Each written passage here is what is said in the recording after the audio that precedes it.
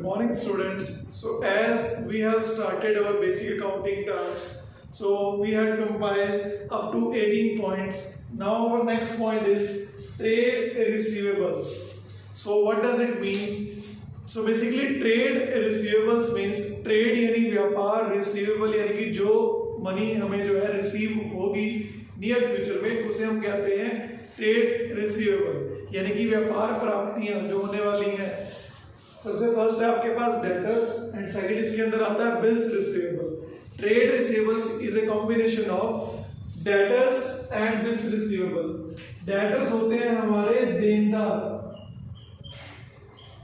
जिन लोगों ने हमारा पैसा देना है उसे हम डेटर कहते हैं। और बिल्स रिसीवेबल एक जो है इंस्ट्रूमेंट होता है एक्सचेंज करने के लिए। जब भी हम गुड्स को क्रेडिट में सेल करते हैं सामने वाली पार्टी को, तो हम अपनी तरफ से एक बिल राइट करके देते हैं कि अगर वो पर्सन एग्री है पेमेंट करने को विद इन 1 मंथ 2 मंथ्स, वो सब उसके अंदर डिस्क्राइब होता है बिल्स रिसीवेबल के अंदर।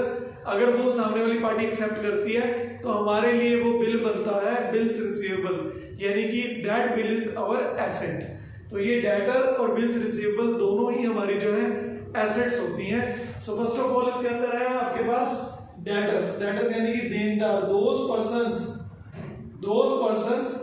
To whom goods have been sold on credit, to whom goods have been sold on credit, जिनको हमने उधार में प्रोडक्ट सेल किया है।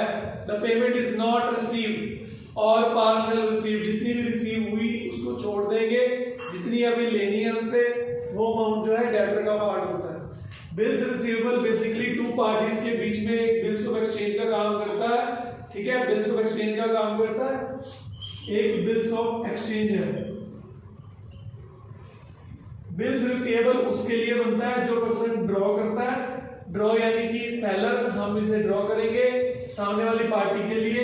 सामने वाली पार्टी जो है वो ड्रॉ ही होती है, जो बायर होता है। सेलर जो है वो ड्रॉअर है, बायर जो है वो ड्रॉ ही है। ये साइन करके रिटर्न कर देता है इस बिल को, तो हमारे लिए वो बिल्स रिसीवेबल बनता है, हमारे लिए वो एसेट्स है।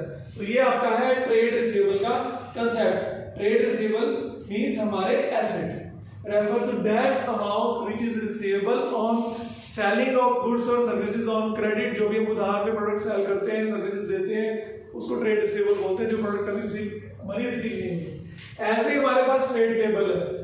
ट्रेड पेबल वर्ड यूज होता है क्रेडिट परचेज के टाइम पे, when you have purchase goods on credit. उधार में भी प्रोडक्ट अगर आपने परचेज किया है तो वो आपके लिए जो है लायबिलिटी बन जाती है। ये आपके लिए लायबिलिटीज है, आपका दायित्व है।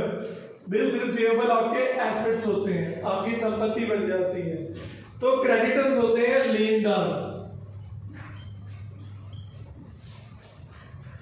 लेनदार जिन्होंने हमसे मनी लेनी है, those person from whom we have purchased goods on credit, जिनसे हमने उधार में प्रोडक्ट सेल किया उसे हम क्रेडिटर्स बोलते हैं, लेनदार बोलते हैं। इन लोगों को हमने पेमेंट करनी होती है। बिल्स पेबल एक बिल्स ऑफ एक्सचेंज होता है for those who accept to pay. जैसे इस केस के अंदर हमने बिल ड्रॉ किया था, ठीक है, तो सामने वाली पार्टी के लिए वो क्या है, बिल्स पेबल है, क्योंकि उसने एक्सेप्ट किया और उसकी पेमेंट करनी है उसको महीने के बाद, 2 महीने के बाद या 3 महीने के बाद। Is it clear? तो इसे बोलते हैं हम बिल्स पेबल। पेबल यानी कि देना है, अभी मनी हमें देनी है, किसकी? बिल्स की मनी देनी है, जो भी हमने बिल ड्रॉ किया था सामने वाली पार्टी ने, जहां से हमने प्रोडक्ट्स परचेज किए क्रेडिट में। मैं दोबारा रिपीट कर रहा हूं, प्रोडक्ट हमने क्रेडिट में परचेज किए, उस पार्टी ने बिल ड्रॉ किया, हमने एक्सेप्ट किया, so we are liable to pay that amount. That's why it is a payable, bills payable for us, we have to pay this money in the near future. तो ये हमारी current liabilities होती हैं, ये हमारे current assets होते हैं। उसके बाद हमारे पास एक टर्म आती है गुड्स।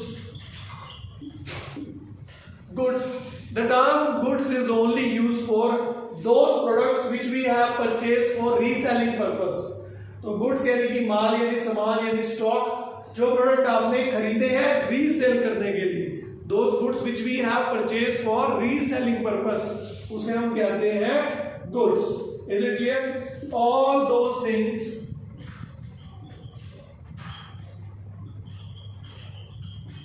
which purchased for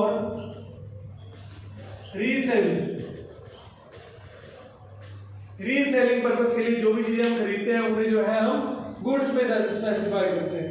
ये हमारा जो है स्टेशनरी भी हो सकती है, ट्रेडर की स्टॉक भी हो सकता है, तो कोई भी आइटम हो सकती है हमारे पास। फिर हमारे पास आती है कॉस्ट, लागत। किसी प्रोडक्ट को बनाने में कितनी लागत आई उसे हम कहते हैं कॉस्ट। तो कॉस्ट बेसिकली क्या है? The resources given up in exchange for producing any goods और सर्विसेज। किसी भी गुड्स और सर्विसेज को बनाने के लिए जो भी हमने रिसोर्सेज गिव अप किए, जो भी हमने पे आउट किए, that all things known as cost. यानी कि cost refers to an expenditure which is made for producing goods और सर्विसेज। जो भी हमने गुड्स और सर्विसेज बनानी है उसके लिए हमने जितना भी एक्सपेंसेस पे करना है उसे हम कहते हैं कॉस्ट, यानी कि लागत।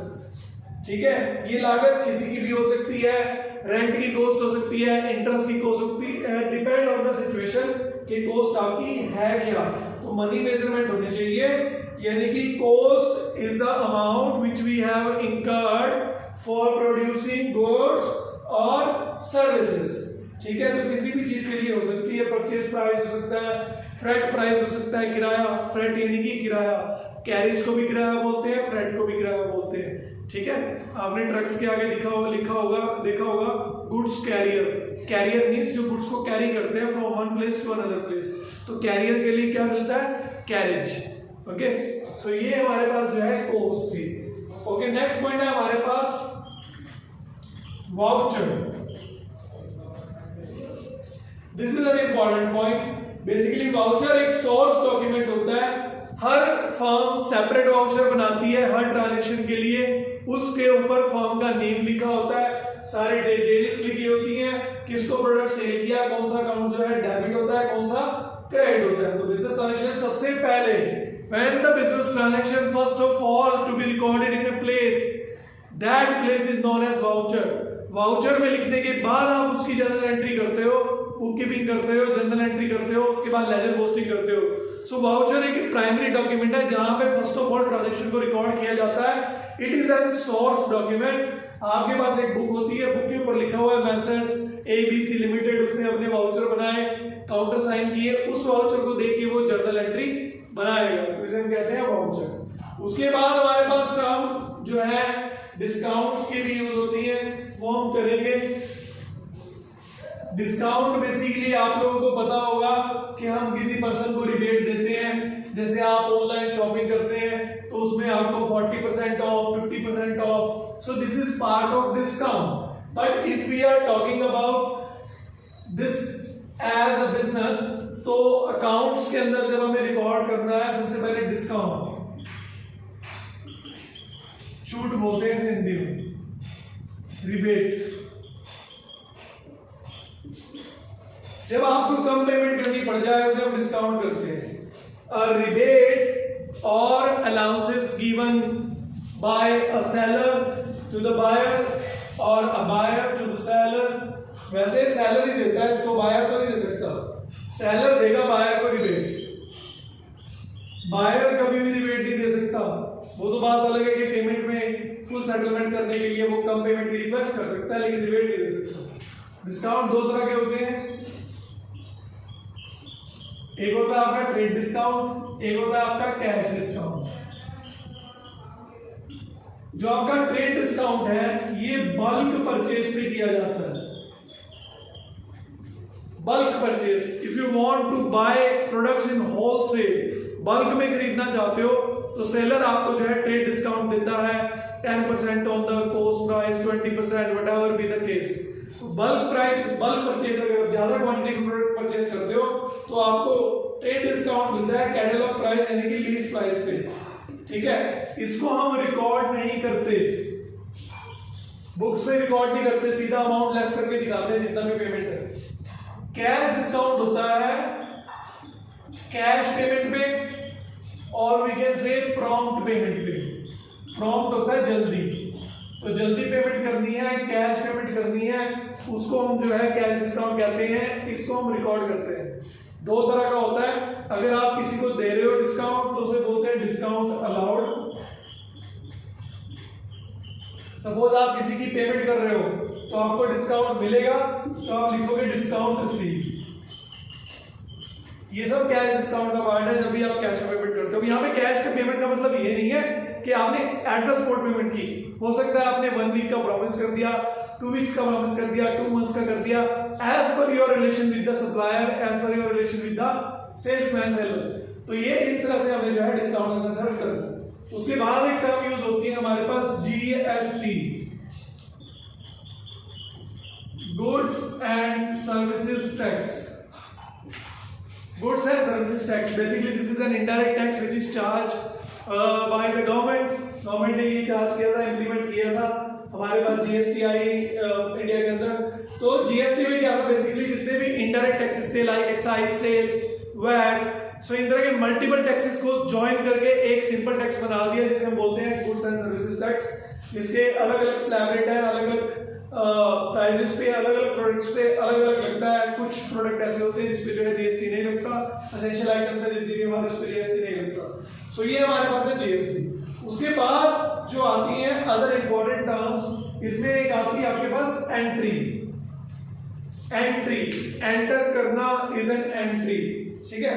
Entry when transaction and events recorded into books of account. जब भी हम बुक्स ऑफ अकाउंट में इवेंट्स को, ट्रांजैक्शन को रिकॉर्ड करते हैं, उस चीज को, उस टर्म को, उस एक्टिविटी को हम कहते हैं एंट्री, ठीक है। उसके बाद आपके पास आते हैं बैड डेट्स।